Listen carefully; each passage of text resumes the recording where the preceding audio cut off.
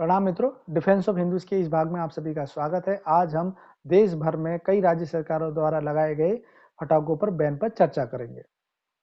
देश भर में उड़ीसा, झारखंड, राजस्थान, सिक्किम और अन्य राज्य सरकारों ने पटाखों पर बैन किया है, लेकिन बैन 15 दिनों का ही क्यों? पटाखों पर बैन लगाने से पहले क्या राज्य सरकारों के पास में कोई स्टडी या रिसर्च है? इसके बारे में हमें अवश्य सरकारों से प्रश्न करना चाहिए, पूछना चाहिए। क्योंकि केंद्र पर्यावरण मंत्रालय ने तो बिल्कुल स्पष्ट कह दिया है कि उनके पास तो कोई ऐसी स्टडी या रिसर्च नहीं है जिससे साबित हो सके कि पटाखे कोरोना को फैलाते हैं। अब कुछ लोग ये कह रहे हैं कि पटाखों को धार्मिक रंग नहीं देना चाहिए, इसमें हिंदू मुसलमान नहीं करना चाहिए। हम भी इस बात से सहमत हैं, बिल्कुल नहीं करना चाहिए, लेकिन हमें कुछ बातों की तरफ भी ध्यान देना चाहिए। पटाखों पर बैन 15 से 20 दिनों के लिए ही क्यों लगाया गया है? क्यों क्रिसमस और न्यू ईयर को इससे बाहर रखा गया है? जब पटाखों पर बैन लगाना ही था, तो क्यों इनके विक्रेताओं से पहले बात नहीं की गई? चीज़ों के पूर्ण प्रतिबंध से ही स्वास्थ्य की रक्षा होती है, तो क्यों सिगरेट, तंबाकू, शराब, फास्ट फूड, कोल्ड ड्रिंक्स जो स्वास्थ्य के लिए और भी ज़्यादा हानिकारक हैं, उन पे सरकार पूर्ण प्रतिबंध लगाने से क्यों पीछे हटती है, क्यों हिचकती है? कई देशों की कंपनियों में स्लॉटर हाउस की मीट प्रोसेसिंग यूनिट में काम करने वाले कर्मचारियों को सबसे अत्यधिक कोरोना हुआ है। भारत में ग्लोबल वार्मिंग और प्रदूषण को देखते हुए क्या किसी सरकार ने स्लॉटर हाउस पे कोई कार्रवाई करने का आदेश दिया है? मुझे तो इसकी जानकारी नहीं है। अगर आपको जानकारी है तो कमेंट बॉक्स में जरूर शेयर करिएगा। कोरोना रोकने के लिए राजनीतिक रैली को क्यों नहीं रोका गया? क्या नेताओं के भाषण से कोरोना ठीक होता है? होता होगा। सरकारों को शायद ऐसे ही लगता है, तभी राजनीतिक रैलियों को चालू रखा गया है। जो पटाखों को मजहबी रंग देने की बात करते हैं, क्या कोई साधारण व्यक्ति मजहबी रंग दे सकता है पटाखों को? धार्मिक रंग दे सकता है पटाखों को? नहीं दे सकता। यह सामर्थ्य केवल सरकारों में होता है, ये सामर्थ्य केवल नेताओं में होता है। यही लोग पटाखों को भी धार्मिक रंग दे देते हैं। क्यों? क्योंकि केवल दिवाली को ही पटाखों से जोड़ा जा रहा है, अन्य त्योहारों को इससे अलग कर दिया गया है। देश में क्या आज तक किसी भी शासन प्रशासन ने ये कहा है कि देश में किसी भी तरह के सेलिब्रेशन, दिवाली, क्रिसमस, शब-ए बारात, इलेक्शन की जीत या और भी कोई तरह का सेलिब्रेशन हो, उस पर पटाखों को बैन रहेगा। नहीं कहा ना, केवल और केवल दिवाली के लिए ही ये नेता लोग और प्रशासन उसको पटाखों के बैन से जोड़ देता है। मजहबी आतंक के डर से कोरोना फैलाने वाले जमातियों के आंकड़ों को किसने छुपाया? क्या साधारण व्यक्ति ने छुपाया? साधारण व्यक्ति ने बिल्कुल नहीं छुपाया, बड़ी-बड़ी सरकारों ने छुपाया है। पटाखों को दिवाली से जोड़कर सरकारें ही इसमें धर्म को बीच में लेके आती हैं। क्या दिवाली के पटाखे ही हानिकारक हैं और बाकी त्योहारों और बाकी फंक्शन, सेलिब्रेशन स्वास्थ्यवर्धक होते हैं, लाभदायक होते हैं स्वास्थ्य के लिए? इसको सरकार को ज़रूर बताना चाहिए।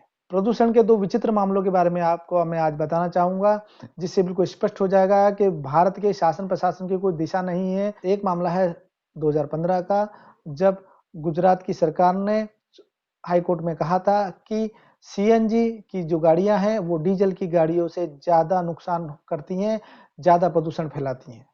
और उनके पास में इस बात की रिसर्च भी थी, जबकि पूरे देश में हल्ला मच रहा था और आज भी हल्ला मच रहा है कि डीज़ल की गाड़ियाँ सबसे ज़्यादा प्रदूषण करती हैं। एक विचित्र मामला है दिल्ली की पराली जलाने का।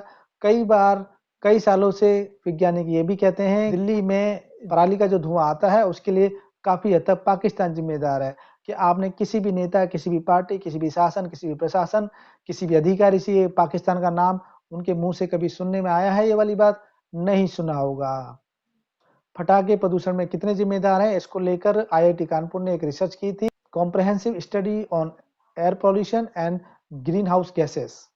पटाखों को लेकर जो चिंतित हैं, ये रिपोर्ट उनको अवश्य पढ़नी चाहिए, जिसमें कहा गया है कि moving vehicles 50%, road dust 38%, vehicles 12%, domestic sources 12%, industry sources 11% का पॉल्यूशन करते हैं। कोरोना से पहले भी प्रदूषण था, कोरोना से बाद में भी रहेगा।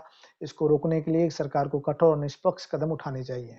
अगर सरकार को लगता है, सरकार बिल्कुल स्पष्ट है इसको लेकर, पटाखों के बैन से कोरोना रुकता है, पटाखों के बैन से कोरोना खत्म होता है, तो सरकार को इस पर 1 साल के लिए भी बैन लगा देना चाहिए। लेकिन हर बार दीपावली पर अचानक बैन लगाने से ऐसा प्रतीत होता है कि सरकार इससे जुड़े कारोबारियों को थका देना चाहती है, उनको डरा देना चाहती है कि वो पटाखों के नाम से ही डरने लग जाएँ, उसके व्यापार से हाथ हटा लें।